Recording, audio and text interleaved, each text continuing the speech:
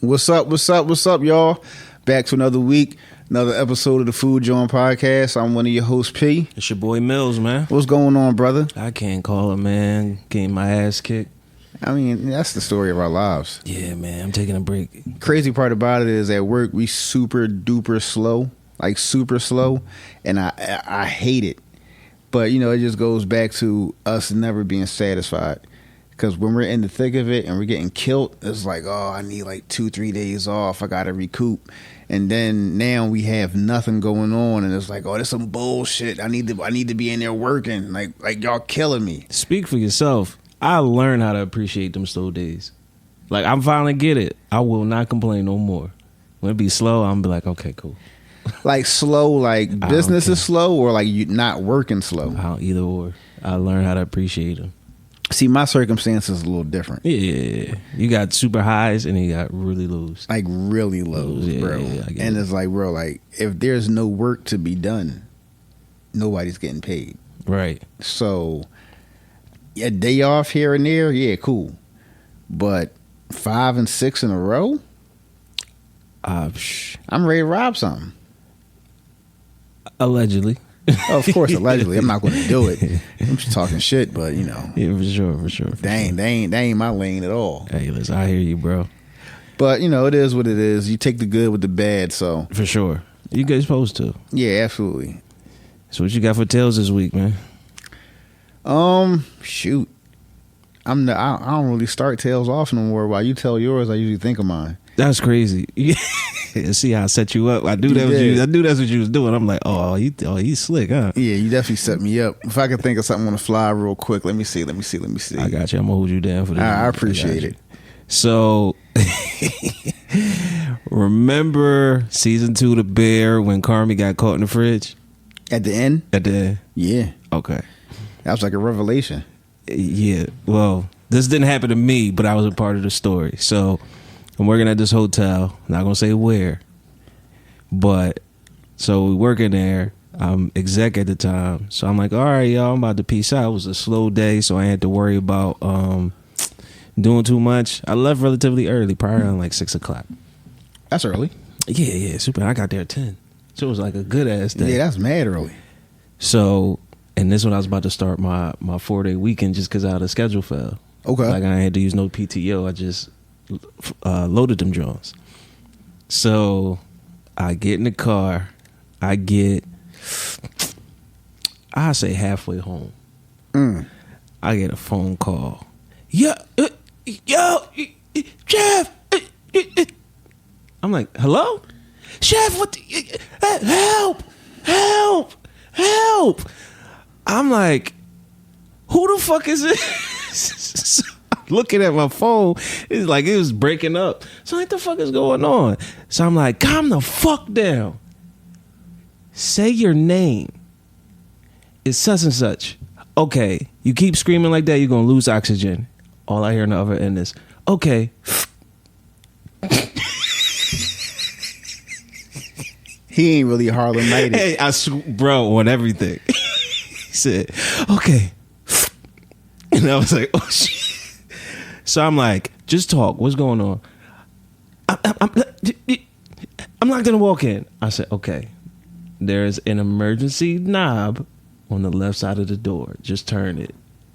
Turns it. I hear the metal break. The metal hit the floor. Shit broke. Oh shit. So I'm like, all right, calm down. I'm gonna get you out.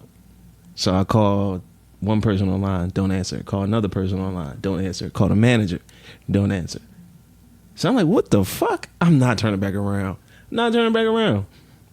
So I finally get a hold of somebody. They're like, yo, Chef, I know you be telling us not to be on the phone, but you get calling. So I knew it had to be serious. I said, go get your man out the walk-in. Yo, he's stuck in there for real. So I hear like what's going on. So he like, yeah. I'm like, yo, is he banging on the door? He said, yo, he's banging on the door. I said, then he been banging for a while. So he opened the door. He said, yo, this man just came stumbling out.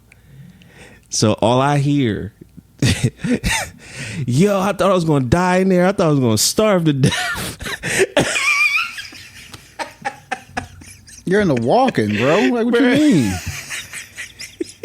A lot of fruits and raw vegetables. And he wouldn't have starved to death. Yeah. But listen, I was like, so I was pissed off, and then I went back to work the next day like, you was gonna starve to death in a fucking produce cooler? That's like one half is produce and the other half is meat. It's turkey in there. You'd have been all right. He's like, but you said I was gonna lose oxygen. I said, man, it's a fan in there, bro. You'd be all right. You're just gonna be cold. You're just gonna be cold, and then stop moving, and you'd be all right. So I'll tell you, every time I watch The Bear, like it's just like I got another story. Shout out to homie though. That's crazy. What you got? Wow. So this is kind of like a little funny Jawn. It just had to do with, work per se, but not really. Right. So this is at the hotel, and we had a function. I think it was a company's holiday party. For y'all or somebody else? For somebody else. Okay. So those Johns used to be lit because they used to come in. They used to come through that Jawn and they used to hold it down. Yeah, for sure. Like they partied. And they would bless whoever had to work that night too. Yeah, it wasn't ever us though. Oh, that's crazy. It was like servers, banquet staff. Oh, that's crazy. Yeah, no, we were the out of sight, out of mind, keep y'all asses in the back people. Mm-hmm. The help, pretty much. So, they had a very chill menu, nothing crazy. They had a bunch of different sliders and finger foods, wings, different flavor wings, and they did have some food, but it was just like vegetable med, potatoes, regular mashed potatoes, and then mashed sweet potatoes, protein, starch, veg kind of thing. Yeah, pretty much. So this is around the time when I had stopped eating meat, so I was hungry. Now I didn't eat any meat, because we had crab cakes too. For sure. So I was tackling the crab cakes and the shrimp cocktail. Tackling. Was you just bodying the mix, or you was waiting for them to be done? No. Well, I would wait for them to be done, and then before they went out, I would just take what I wanted. Quality check. Yeah, quality control. Yeah, you know how that go. Yeah. So it was funny. So I took a couple crab cakes and made crab cake sliders out of them. So I'm in the corner tackling these sliders. All I hear is, "I know you not." And I turn around like, "Huh?" with the sandwich in my mouth. Like, what's going on? You over there eating meat? You a fraud. I knew you couldn't do it. You talked all that shit. You over there, you got like 3 sliders in your hand. I'm like, Dick, they're crab cakes, bro. I made crab cake sliders. You in here making a scene trying to line me up, and you don't even know what you're talking about. Respectfully, I would have did the same thing too. I guess. Yeah, And he's like, "Oh man, my bad, bro. I feel like a fucking fool." Yeah, well, you should. Ye little faith. You don't got no faith in your boy. But then what made it so funny was he said it so loud. He was right next to the door that goes outside into the banquet space. So the supervisor was on the other side of the door. Comes through like, what the fuck is going on? It seemed like, real quick, when shit like that happened, they quiet as hell. And then all they can hear is what happens in the back. Yeah. 99% of the time. It's like the music wasn't playing in there or nothing. And he see me with my sliders, and he's like, what are y'all doing? So we explained to him what happened. He was like, yo, this is a key example of mind your fucking business. Even if he was eating sliders, let the man enjoy his food in peace. Why do you got to be the one to cause a fucking scene? Now the guests heard you. People want to know what's going on. We don't got control of our staff back here in the back. It's just the wild, wild fucking West. I know you not. And he was like, "You right. I apologize. Can't say nothing else to that, bro." He was like, "I should make you clock out and go home. Oof. But I need you. But consider yourself warned. Let some shit like this happen again and you out of here." Long story short, he was out of there like 3 months later. Cause he let it happen again. Like, that's just who he was, so he couldn't help himself. Just outburst after outburst. Man. Not outbursts after outbursts, but outbursts at the wrong time. Yo, I think it'd be a want and need for attention, but that's a conversation for another podcast, not this. It's a conversation for the Patreon. For sure. It's definitely a conversation to be had. Oh, yeah. Like we forget sometimes. We could talk about anything now. Oh, yeah, for sure. Oh, yeah, Patreon. Go slide over to the Patreon. The video, we be getting mad love on the video, yo. For real? On the Patreon? Yeah. Not just only the Patreon, but Patreon, they get it early. YouTube gets it late if they get it. Right. Depends on how we feel. And then, but the ones we post on YouTube getting a lot of love. So slide through at Thefoodjawnpodcast on YouTube. So the topic for this week is a doozy. It is. I think we're going to be serious, but not serious. I think it'll be 50-50. It's going to be 50-50 serious for me, not serious for you. Just based off of the fact that, the one time you really got me to laugh on here, and you was like, see, you always serious. Now you cracking up today. Like you be on that cool shit, bro. You can have a sense of humor. I think it's just, I think it's going to be that type of thing. All right, yeah. Yeah, because I listen. You Mr. Giggles. Because, listen, man, what's life without laughter? Boring. So. No, yeah, you're right. So there we go. So the topic for this week is a doozy. Kitchen etiquette and chef's golden rules. Now, there's not in any particular order, but we will say like which part is kitchen etiquette, proper kitchen etiquette, and what's this is a chef's golden rule, and we'll let you know like which is which. Okay. What you got to start off with? You got your number one, like your number one thing. That's like your golden rule. Golden rule or kitchen etiquette? Your chef golden rule. Your number one. Well, for me, the biggest thing for me is timeliness. So listen. You remember when we used to work together, how it would be when we'd all show up if we worked at the same time. But then by the time people came in, I already had like 2-3 things done. Yeah. And that like infuriated people because it's like, for what? It's unnecessary. Yo, it's very, for one, it's very necessary. Two, I appreciate you taught me that. Yeah, yo.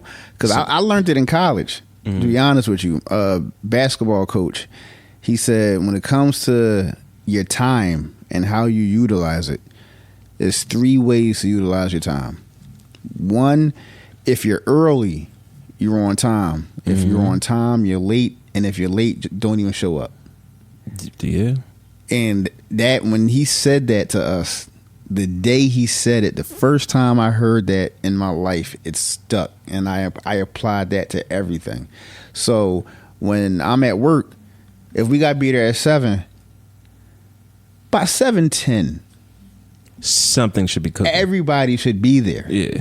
I mean, everybody should be there, clocked in, dressed, and ready to go. Not just walking through the door, shooting the shit for 5 minutes, talking about what happened on Love and Hip Hop the night before. Getting coffee at 7:05. Yeah, all that shit. No. Come in ready to go. And when people are late, I fucking hate that shit. So that would probably be my number one. My number one for sure is mise en place. Everything in its place. You better fucking know it.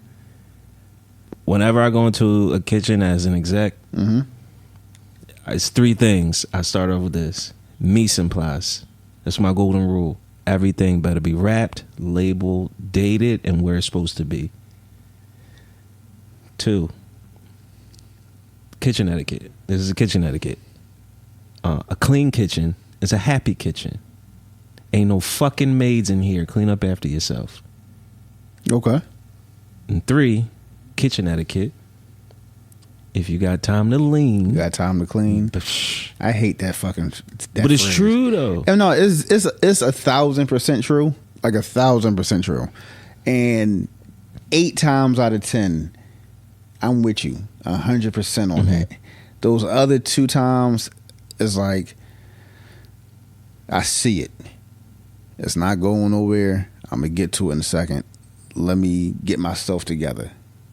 And then as soon as I get myself together, take me 5-10 minutes, whatever, walk away, come back, I'm going to knock this thing right out. But I'm not talking about. I'm talking about the what, talking about Love and Hip Hop, what the fuck happened. Oh, you talking about just shooting chilling, the shit. just chilling on the clock when you could be having that same conversation while you wrapping up whatever you need to wrap up and multitasking. Yeah. Okay, I got you. You always got to think about, like, everybody cry, man, I want to go home, but don't be doing the things to get home quicker. Right. And I'm a big proponent of, if I see you chilling too hard, I'm gonna send you home. See you. Right. You're not going to be wasting everybody's time trying to be the slow one to clean up at the end of the night. No. We're going to just 86 that. I don't mind cleaning, so yeah, we're going to knock that out. I know I could do this shit in 15 minutes versus your 45. Now, in the 45 minutes, is that just a way of eating up the clock to get extra time? Or is it just because they just lazy and slow? 2 things could be true, but if you really wanted to do something, you do it. You know who used to do that a lot? Who? You know. What their name start with? B. Who the fuck is that? Rhymes with midget? Yeah. Man. Excuse me. That was just, She was the queen of doing that. I'm talking about every day. I know. Every day. If we got off at 3, she wasn't coming downstairs to the kitchen until until 2:55. Until 3:30. No. Oh, she would do that? She would do that. Like, if we got off at 3, she would, and I kind of like exaggerated with the 3:30. But no. Not memory serves me correctly. Remember, I used to be Speedy Gonzalez, and if we was supposed to be done at 3, I used to be done at 2:15. Yeah.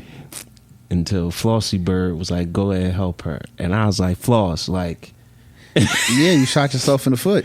I was like, yo, but she was a big proponent of not wanting help because it would make her get done sooner than she wanted to. But then I think at that point, that's when Floss was on to her and was like, no, I got to get her off my clock. But Floss, she was timid. So she wasn't going to be like, yo, and whatever. But I'm talking 3:15, 3:17 every day. One time she hit me with I don't know why she sent you down here. I don't need no help. That's what I'm saying. I'm like, she going to send me home if I don't help you. She be like, you better go find a corner. I'd be like, all right. Because you think about it, 40 hours a week, 80 hours bi-weekly. If she took 15 minutes every day, by the time that paycheck come out, she got at least 3 to 4 extra hours on her Jawn. Religiously. But to me, it's just my humble opinion. That ain't enough to make or break anything. It's not. But I think she's been doing it for so long. That's all she knows. That in her mind, like, she was committing grand larceny and getting away with it. You're a damn fool. The more you make, the more they take. Yeah. So... yeah, fucking kitchen etiquette. If you spill something, yo, clean it up. Clean it up. I just had this this just happened to me today. You know what a tilt kettle is, right? Yeah. Well, just for the listeners, a tilt kettle is like a kettle that fits anywhere from 50 to, I think the biggest I saw was 300 gallons of water. Or you could saute in it. You could do it's multifaceted. We used to keep water in there. Now, we used water for when we would make pasta. Yeah. I would use the kettle itself. I would close it, and I would put a pot on top of the lid. So if I ever had to make cheese, it just makes it quicker. Okay. Because you're getting heat from the water that you got to pour to melt the cheese, and you're getting the heat from the bottom, so the water stay hot. Got you. This MFer. So some tilt kettles have a spout. Yeah. And then you could tilt it. This MFer turns the water on to fill it up. and the spout was wide open. So it's just draining Drain out. on the floor. So then I had, because I got work ethic, I got carte blanche to kind of do whatever I want. So I went into the other kitchen. I got me some breakfast. I came back. It looked like a pool was forming in the kitchen. And I was like, yo, what the fuck going on in here? Yep. Like, oh no, I was filling up the kettle and the spout was open. And this is today. Well, mind you, where the kettle is, because of, not to cut you go off, ahead, do your thing. Real quick. Kudos to you, because where you are now, you haven't been there that long, and from the sounds of things, it sounds like, not unbeknownst to you because you see it, but maybe it's unwarranted, because I know that this isn't what you want, at least not right now. I'm chilling right now for the summer. Yeah. Being one of the guys, but it seems like I can't turn it off. Your coworkers is answering to you, like explaining why they doing what they doing when they really don't have to. No, you gotta explain to me why the fuck you do this shit near my station, motherfucker. Clean up this shit. I'm not walking past this. Get a fucking mop. Got you. But see, the thing is half of me just being chef and I don't know how to turn it off versus the other half me being a real nigga. The fuck you mean gonna make a mess where I work at? Dog, you stupid? Beat you the fuck up in here. Sound like you from New York. Nah, I'm from Philly, bro. But I'm just saying, like, bro had you mad tight. Listen, clean up after. Ain't no fucking maids in here. So now everybody's tracking water all across his kitchen. God forbid somebody slip. I fell in the kitchen before. So now the reason I fell was God don't like ugly. I definitely was drawn a little bit. Oh yeah, a little bit of karma come your way. Oh yeah, remember the chopped flour? Yeah, the second half of the story, which I'll give it. I'll still get my man to tell it. I went to go record it. So I saw it happen and I ran back to get my phone. And then, so I'm running on the line. That's a big no-no. Kitchen, chef golden rules. Don't run in the kitchen. You can speed walk. Do not run. And this is why. My homie had the drawer open. Ooh. So I run. I slip. The drawer clipped my shin and I slide under the drawer. So, and it was like, I know that Jawn broke skin.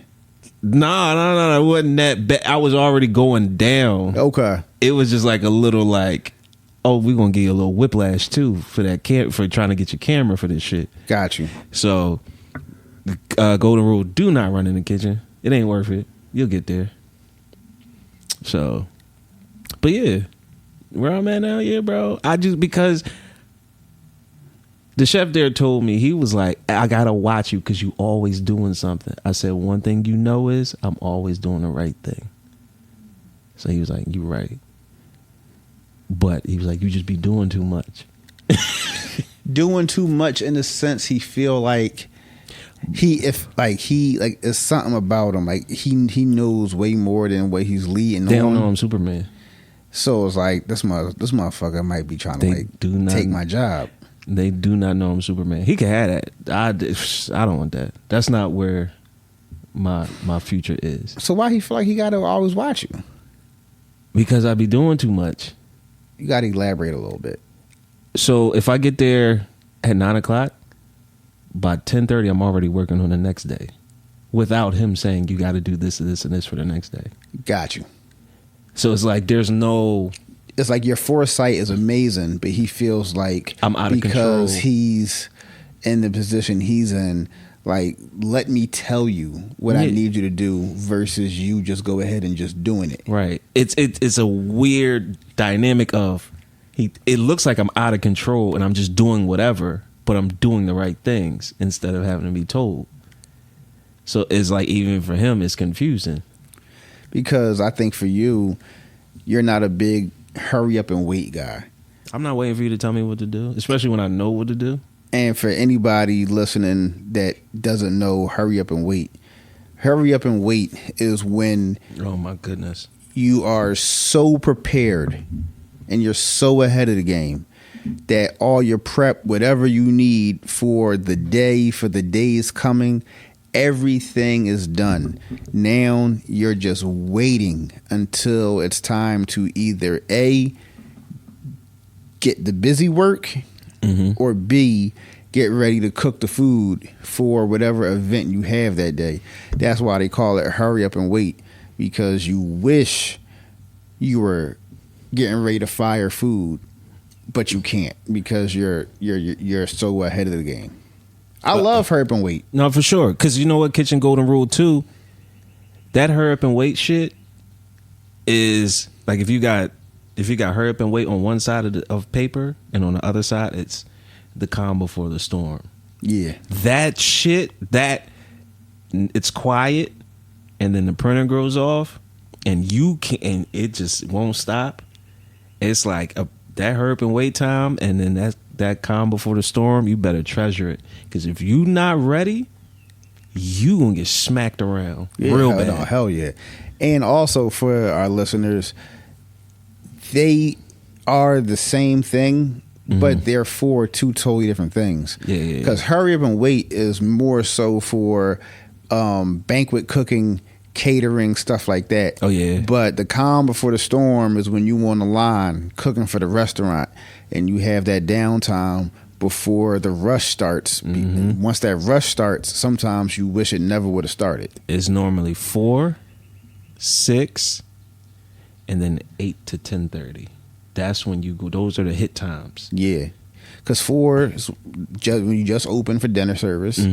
6, you get your early people out the way. Happy hour people are coming. Happy hour people are coming in. That's when you're getting all your apps and your small plates. And then from 8 to 10:30, that's straight dinner. That's straight entrees. Yes, and dates, coursed, the whole thing. 3 courses, graduation, anniversary. Whatever you could think of, that's what's coming between 8 and 10:30, and then the crowd I hate. What? The 30 minutes before you close, bro. Let me tell you something real quick. That 10:30 to 11 last half an hour is so nerve-wracking because you try to clean up a little bit.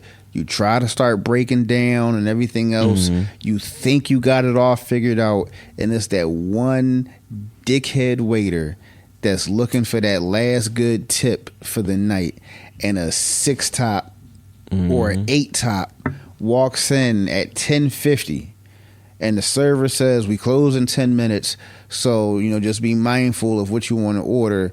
And then it's like, hey, look, I got a 6 top, but they all going to get wings. All right, that's cool. But it'd be the fryer's doing the work. 4 people actually get wings. But then those last 2, you got the motherfucker that orders the salmon entree, and then you got the person that orders the steak frite entree medium well. Yeah, it's just anything that takes an extended amount of time during that last little thing, boy. Like, we be wanting to fight y'all for real. So that's another thing too. When you going out to eat, there's a meme. There's a dude sitting on a bucket eating, and it said, "This is how most cooks, chefs eat dinner." When you go out to eat, just show them a little courteous. Like, just be a little courteous to that. Like, even the people that that's in this industry, think about, like, they eat like that all the time. Cause we ain't never have time. We don't got no time. Yeah, I literally like sitting on a bucket, sitting on a trash can, hunched over on a line. Me sitting there, I force myself to sit down and eat when I'm at home. So just kitchen etiquette on both sides, from the customer side and then the kitchen side. One of my golden rules: do not use my knife unless I give you permission.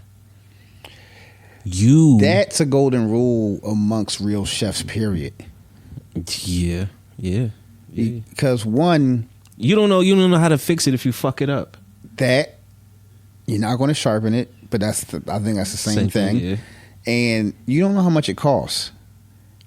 And even if, let's just say, even if a chef got a replacement knife real quick from your restaurant depots or your Sam's Club or something like that, a little $10, $15 knife real quick just to get him through, it's still his or her knife. Yeah, like, yo. Like, And it's my property. I was notoriously guilty of doing that back in the day at the hotel.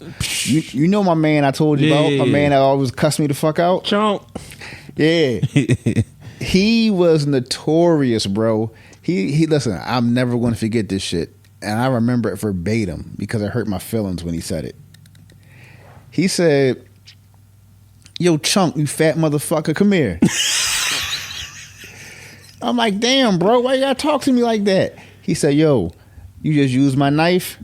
Yeah, and we be knowing. I said, "No, I did. I tried to be slick, though. I rinsed it off, and I thought I laid it back the way he had it and everything." He was like, "Yo, I know you used my knife because it's just me and you back here. You thought you were slick. You tried to lay it back the same exact way I had it, but you messed it up because it's not the way I had it. And you still got little beads of water on it from when you rinsed it off, dickhead." He was like, "Yo, stop touching my shit. I keep telling you, stop being cheap. Take your fat ass to Restaurant Depot." Yeah, he used to go in, yo. "Take your fat ass to Restaurant Depot or someplace and buy you a knife set. What kind of fake ass fucking cook are you anyway? You don't got a knife set. You fucking warm up cook. I keep telling you." He barred you the fuck out, dog. Listen, he called me. A warm up shit. He called me a warm up cook at least twice a week. Oh, yo, I'm using that. At least twice a week, bro. Download. I'm using that. Warm up cook. Listen, I'll tell you this story that's kind of similar. This is probably like the hotel. Rarely in the hotel, I would bring my knives in just because we had a knife service. I'm like, I'm not fucking my good shit up. Right. Fuck up the bullshit. Right. So I bought my knife bag in one day because we had an event. We had a team, and it was like super duper VIP. Two of their players is in the league now. Okay. So super duper VIP. What league? NBA. Okay. Super duper VIP. And then the conversation amongst me, myself, the GM, and catering director was like, you gotta wow them. So I said, cool, I'll bring in some dope shit. Brought in my knife set, I got a little garnish kit, brought in a couple different things. In my knife bag is my very first chef knife. It looks like a regular standard Dexter knife, the white one. Mm-hmm. The weight's off on purpose. Mine is heavy. So if you put it next to another Dexter knife, it looks the exact same. I'll know. So same thing. Somebody did that to me. They used my knife, washed it. They went to put it in the knife rack, and it was like, oh shit, and just grabbed another one. So I lifted it up, and I was like, and I threw it down on the cutting board. You know how like a door stopper go brrr, so it did that in the cutting board. I said, who got my fucking knife? That's your knife, chef. Bullshit. And I was like, yo, such and such, give me my knife. Where's that? No, all right, yeah, I did take it, but I put it back. I was like, this ain't my knife. What you mean? It's a Dexter. I said, well, let me go check the knife rack. So they go check the knife rack. They bring all the white knives. So it was the two that looked the same. It was my knife and this one. I said, here, hold both of them. Is there a difference? Yeah, but how the fuck you? I'm like, because it's my knife. Respect your tool. Like, respect my tools. And if you'd have said, can I borrow it? I'd have been like, fuck no. But if you want me to sharpen one for you, I'd do that for you. Right. So it's just a courtesy thing. No, it definitely is a courtesy thing. And it's funny because my old head I used to work with at the hotel, cool bull. He has a black knife. Mm-hmm. And it's a knife that his wife bought him. So you got the sentimentality of it. And the knife is seen better days, but it's his. Yeah. And excuse me. And he was off one day. And this is before I had purchased a knife set. And everybody else was off. Pardon me. Damn, you were dying, cuz? I know, right? So the drawer where most of the knives were kept was locked. So I'm like, well, shit, what am I gonna do?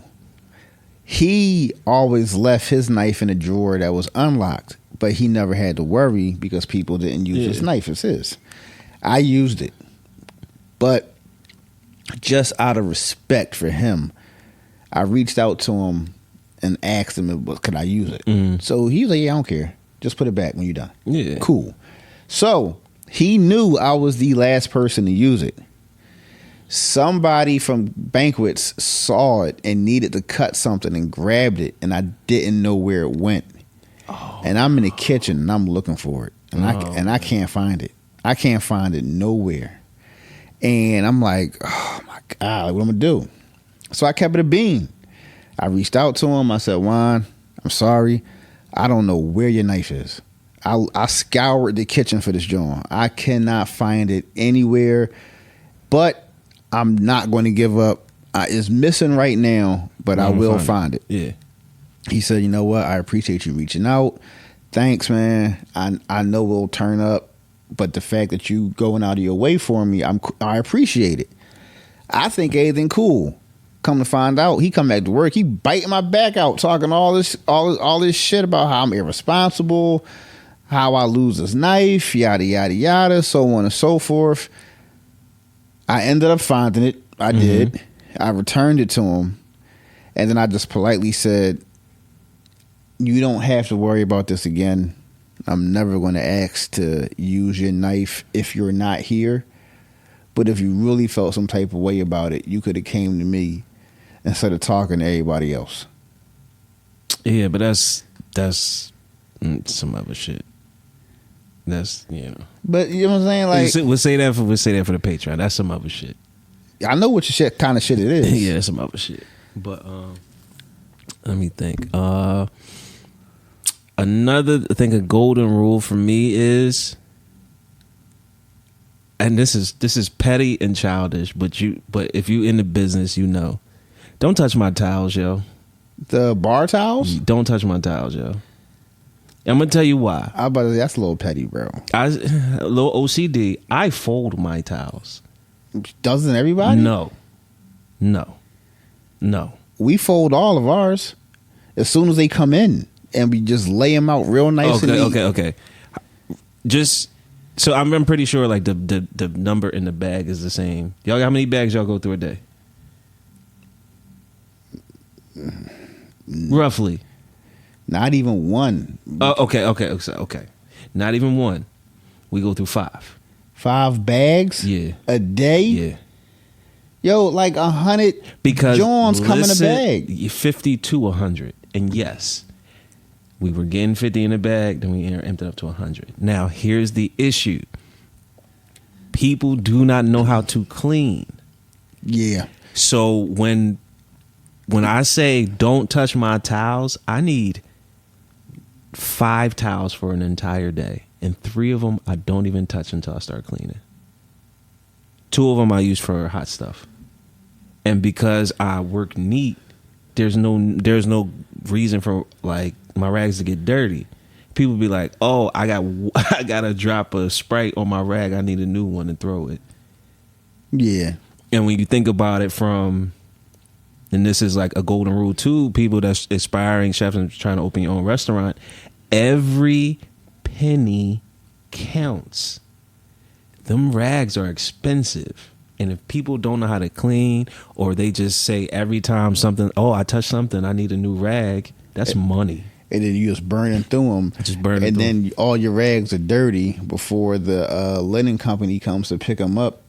And then you asked out and you got to use sandy wipes. I hate sandy wipes, yo. I do too. I hate them, yo. They just spread shit around. Yo, listen, as an exec, I used to give everybody 6 rags a day until they learn how to properly like take care of them and how to properly clean. And then when I would go from sitting on 2 bags and then linen come in 4 days, I'm sitting on 10 bags. I'm like, all right, then I'll let a little more out. Right. No, listen, I get that, and it's a genius idea, because there's plenty of days when I'm at work and I'm just looking through the kitchen and I'm like, why is there so many towels out? No, because all our towels are out. Oh, okay. Like, I'll show you a picture. Like, we have 2 shelves in the kitchen above the prep tables, which is tough. And each shelf is like this long. You can't see, bro. Sorry, we don't got videos. Yeah, okay. And that's what, like 10 rows of towels, with each row might have 20 towels on each roll. Okay. So yeah, so, Yeah, so you just grab it, you know what I'm saying? And we keep the rest of the bags on on the loading dock. Oh yeah. So we got to walk all the way to the loading dock, grab a bag, bring it in the kitchen. But there's days where it might be 2 of us in the kitchen, and it's like 12 towels just scattered around, and all of them are dirty and all of them are wet, and it's like, what were we doing? Nonsense. Like what's going on? Think about it. Challenge, matter of fact, you and then people who listen, to challenge yourselves with them bar towels. Take 4 and get through your entire day. Make sure you know which ones are yours, and monitor people when they grab your towels. Make sure you know exactly where you put them down. So when you say my rag missing, where my rag at? If you can get through a day with 4 towels, you know what you're doing. You really know what you're doing. So I think people kind of know what they're doing, but I also look at it like people just look at it like this ain't my shit. They're here. They're here for us to use them. So let's use them. Which brings me up to golden rule / like kitchen etiquette. Like, there's people that gotta clean this stuff too. What, like clean the bar rags and stuff? Clean the bar rags, clean the mop heads, clean the actual kitchen. Like, you gotta be respectful about that kind of stuff. After too. you get your thought out, I got a question. So there are people that actually do it. Like, there are people that you're giving more people more work, and then you're giving yourself more work because there's more stuff on top of the more stuff you gotta like clean up at the end. I literally see somebody couldn't find. They just tossed the apron on the ground. So I watched the chef pick up the apron, put it in the bag with all the dirty aprons. I watched this motherfucker come in the kitchen, and I have my, like, if I take my apron off, I hang it up. Take my apron off where I have it up, so I got like my own spot. Go take my apron. I say, "What the fuck you doing, yo?" Yo, I'm just getting an apron. Bitch, put my apron down. Like, what the fuck? This yours or so? I'm like, yeah, you don't tell how clean it is? Just stop taking shit. Just remember where y'all put shit. Right. So you remember, go ahead. The service that y'all have for y'all bar rags, is it the same service that cleans y'all aprons? I've had places that we did them separate, and I had places that did them both. I'm talking about where you are right now. You want to hear something crazy? What? Rags are different.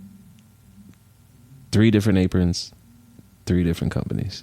Really? Linen, different company. Yeah. Everything's different? Mm-hmm. So we got 3 different kinds of aprons: black, white, half, and then the half. Okay. 3 different companies. That's wild. We have one company. I told you when I want. See, this is the thing. I love the fancy shit because. Okay, let me break it down this way, and this will explain. When you do the upscale, super duper high echelon, when you start getting the stars, premium, there's a lot of perks that come with that, right? Yeah. I haven't washed a uniform because we got laundry service, right? So it's different perks. Like, you get. You got 8 different services for 8 different things. So spend it. Okay. So, and then you got your medium where it's like, oh yeah, all that go to one person. But then when you ever got bags with dirty rags in them? No. Oh, you were lucky. Well, y'all got money too, so don't do. Y'all got money over there. But like, I've worked for places where the aprons, the linen, and the bar towels all go to the same company, and then sometimes we get dirty shit back. That happened at the hotel before. Yeah. Because we had a service where they, clean the everything. Right. And sometimes I remember when stuff would come in, you would have mop heads that's still damp in bags with dry bar towels. And then you would crack open that bag and it smelled like mildew. Yeah. No, but see, where I'm at, we have one company that cleans our aprons and our bar rags. And the aprons come in all nice and pressed in a in the plastic wrap. You gotta hit it with the. But then you have the bar rags that just come in clear trash bags. Yeah, and then not folded, not nothing. Just in there. And we bring them in and we fold them. But my question was, where you are now, y'all mop heads, do they get washed? Okay, I throw them out. Well, that's why I asked, because where we are, we just order cases of mop heads, and when they once them Johns is dicked, we just throw them in the trash. So every place I've ever worked where I was like doing the ordering, whether I was sous, exec, don't matter. Whenever I was in trouble ordering, I would look at the budget and see how much we were allowed to spend on cleaning products, and would get into so much trouble because you use a mop head for one day, you throwing it out. Throw it out. I'll get more. Chef, what the fuck?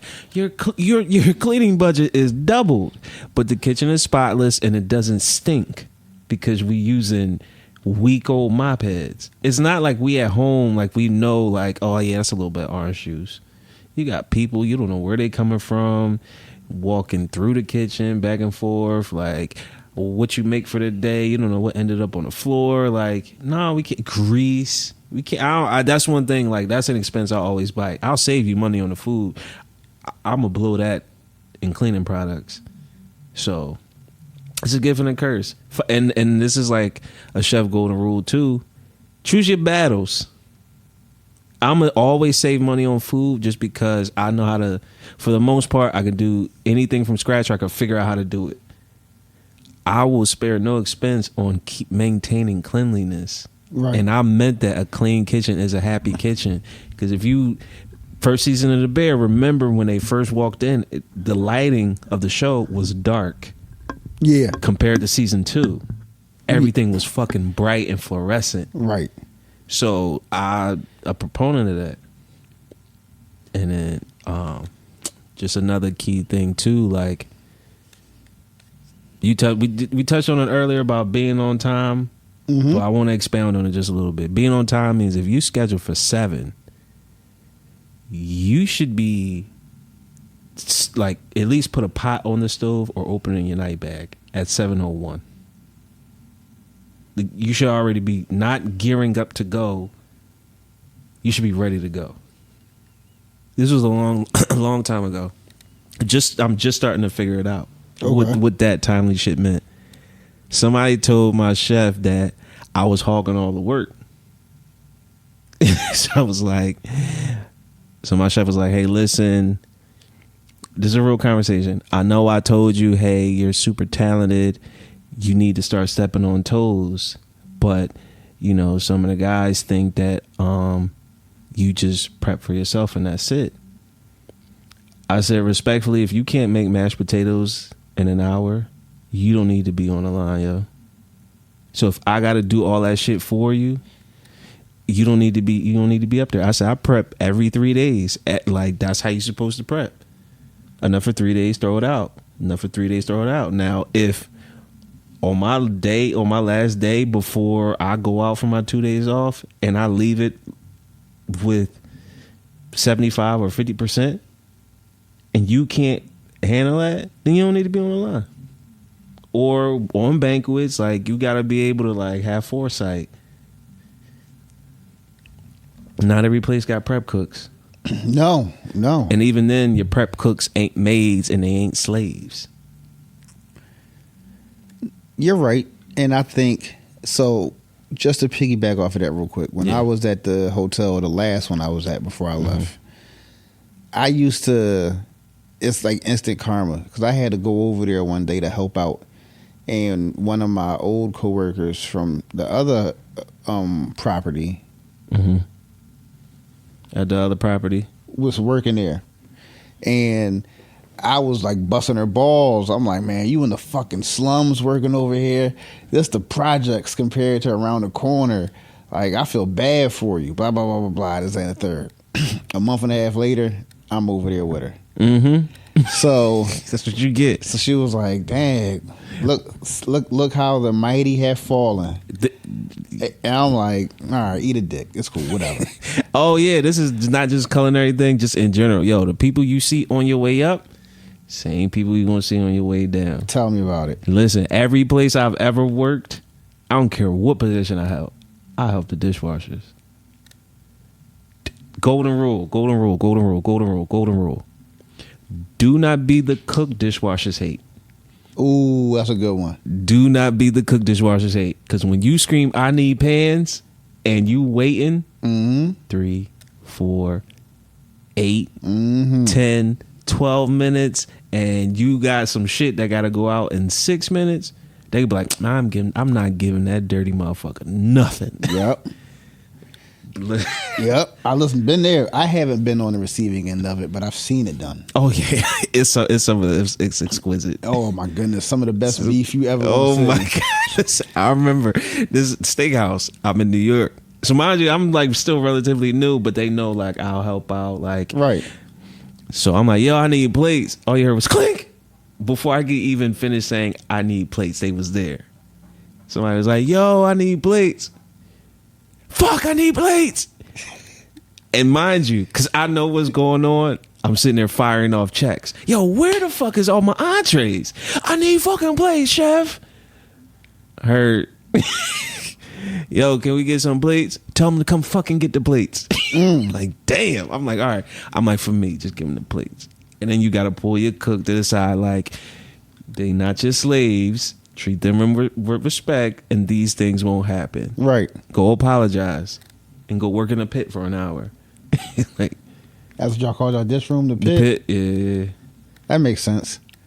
But so I noticed very early that at the hotel that I got sent to, there was no real leader. Because we had one food and beverage director working between two hotels. And the hotel I got sent to was the little brother hotel. So they got shitted on. So they worked primarily with no leadership. It was basically all honor system shit. They did not prep for each other. They prepped for themselves. That's shitty. And when I got thrown over there, and I saw how it was, I would do prep, everything you need for the line, cold side, hot side stuff and everything else. And I'd be off. And that same stuff would be there when I came back, just damn near empty. I'm like, no. Yo. I ain't doing this. This ain't how this about to fly. Listen, I pulled everybody to the side. I said, listen, I don't really know y'all all like that. Y'all know each other. I don't know what the beef is. Don't put me in that. Knock it the fuck off. Because I'm not that guy. I prep for everybody, including myself. But if I got you set up and I'm getting ready to be off, when I come back, have me set up. Simple. That's the way it's supposed to be. I only plan on having this conversation one time.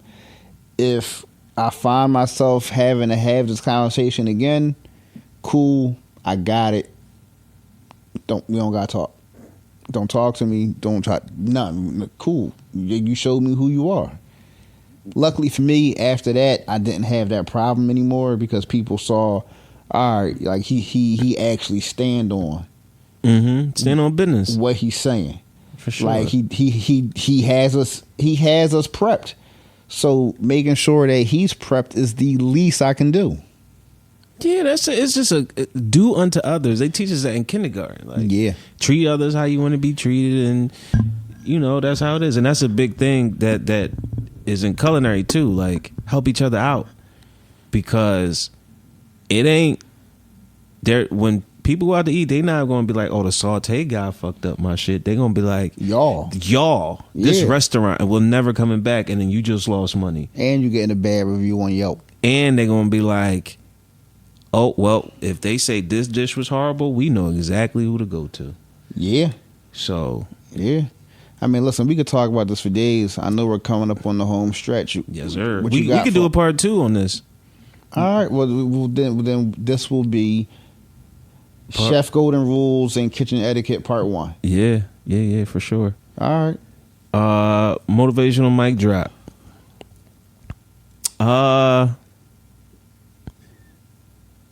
Do unto others, man. I can't stress that enough.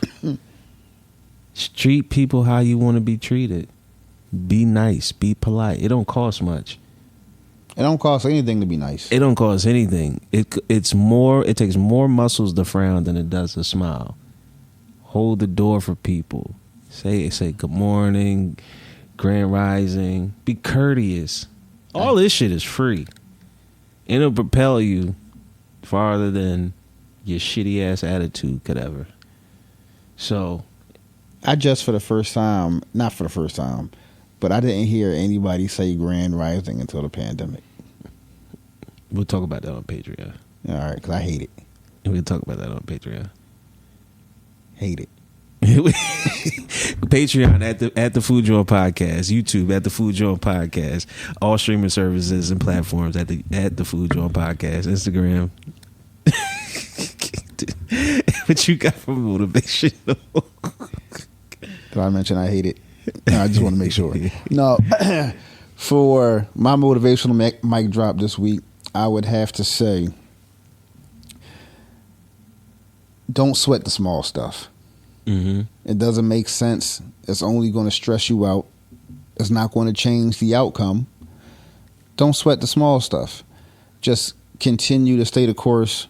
Be confident in your own ability. Hold yourself accountable. And just keep aspiring to be the best version of yourself that you can be. Setbacks are going to happen. Hiccups are going to happen along the way.